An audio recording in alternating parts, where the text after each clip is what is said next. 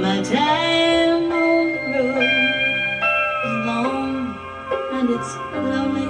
I know that deep within my feelings grow strongly for those that I can't see.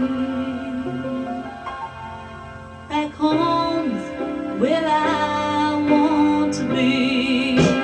Take me home, take me home. What can you do to help yourself? And I thought back when I was in high school, I was the class president in the junior year of high school, and we were responsible for doing the prom. And we had prom favors. They were wine glasses, wine glasses in your high school. So, and they had the name of Miami Trace on it. Mine broke, and I always felt so bad that my favor gone, broke. I thought, I did this record project for Liz with the Pumpkin Man. She had a pumpkin shaped record and she needed someone to do a song for it.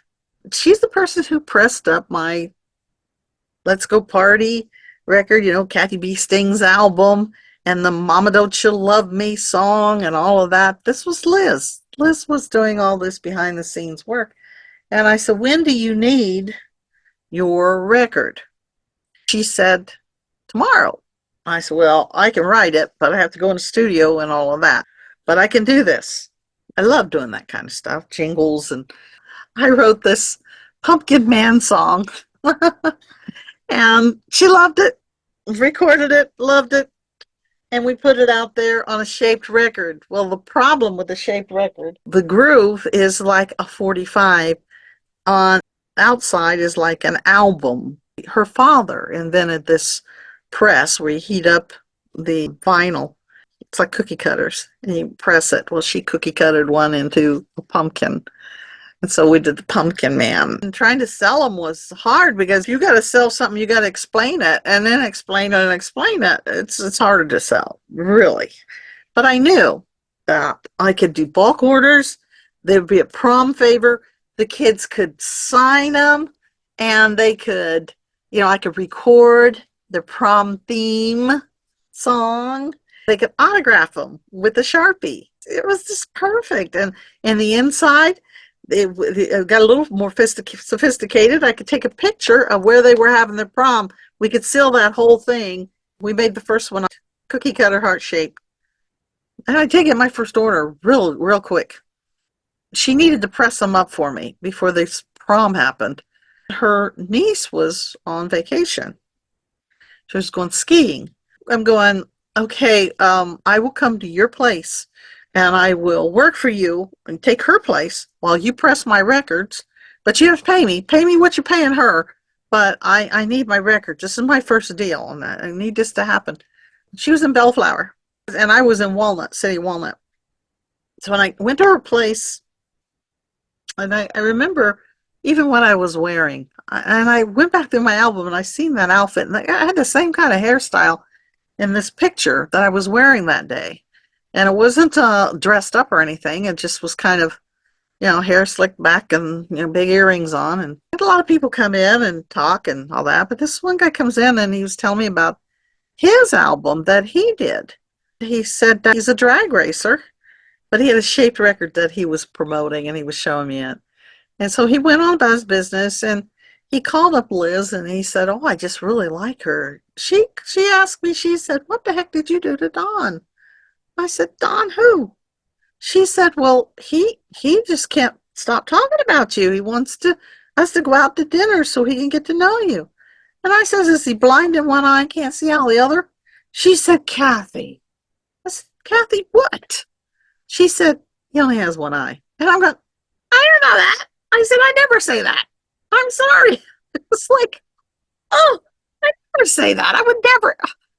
Anyway, we eventually did go to dinner. We had a talk about different things and what was going on in our lives. He was telling about his accidents and how he lost his eye. And I was telling him about an accident I had. I was out singing We did a duo act on the weekends because you made more money instead of being in a group in Southern California. And I was with a guy named Stan Berger, who was genius, genius. Oh my gosh, Stan could play anything. It was, and in any key. I was so spoiled. I'd say, hey, key, hey, Stan, like, it was a little lower tonight, a half step lower. He could modulate it. He was fantastic. Hey, Stan, I hope you watch this. You're fantastic. It was late, and I know my friend had been drinking a lot, and she was following this guy as we went in and got some tacos or something, and she was following this guy, and he slammed on his brakes real quick, and she hit him, and I went through the windshield. I don't know how on earth we got to wherever we were at, but there was a phone, and then I called Jim, and I said, Jim, you need to come and get me. There's been an accident. I went through the windshield. I'm seeing blurred vision. I'm hurting. He goes, you got yourself there, and you can get yourself home. I told Don this story. We had to figure out a way to get me home. We had to figure out a way to not have the police involved because she'd been drinking. We did it, and it was all blur for me. So I said, I think I should, when I got home, go to the hospital because, he says, I'm not taking you anywhere tonight. It was just like, so I'm all night, blurred vision, been in an accident, went through a windshield, and he's being mean.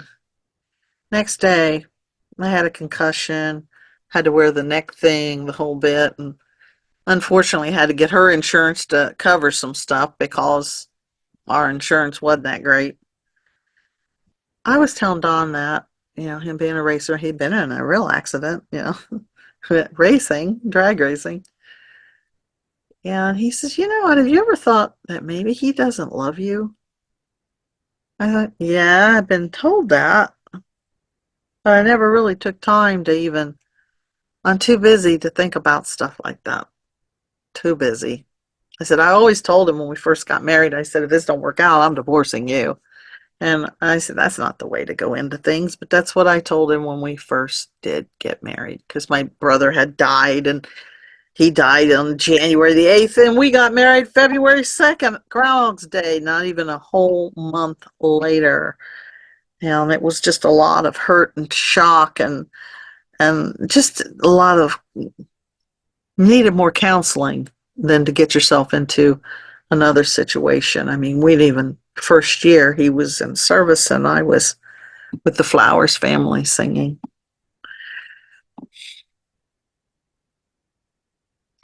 I said, I don't love him. I said, that love it died. It's gone. And Don looked at me and he says, I love you. And I've only told 2 other women that, and I married them. And I went, hey, yeah, it's hard for me to trust anything at this point in my life. I have 2 kids and they're great. And he said, and if you're who I think you are and who you've been talking about who you are and you aren't changing, I said, yeah, there could be something here. So we talked most of the evening, and I said, well, I got to go home. He goes, you have to leave? I said, I have to leave. He says, well, please don't leave me. I said, I have 2 kids and I have a husband. I have to leave. And he cried. Tears were rolling down his eyes. I really love you. I said, well, we'll talk tomorrow. And we talked. And then something wrong with my truck. So I called him about that. And then I was working for Liz still over in Bellflower. And he let me use his car so he could get my big van fixed. Would just stop. That wasn't good. I told Jim, I said, I'm leaving you. I'm taking the kids and we're leaving. I'm not doing this anymore. Because I could see, my eyes were open. It was not going to get better.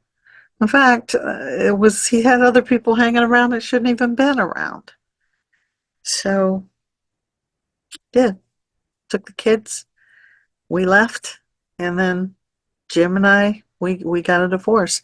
We would have gotten a divorce sooner if it hadn't have been for the album, the Kathy B. Stings album. He wanted half.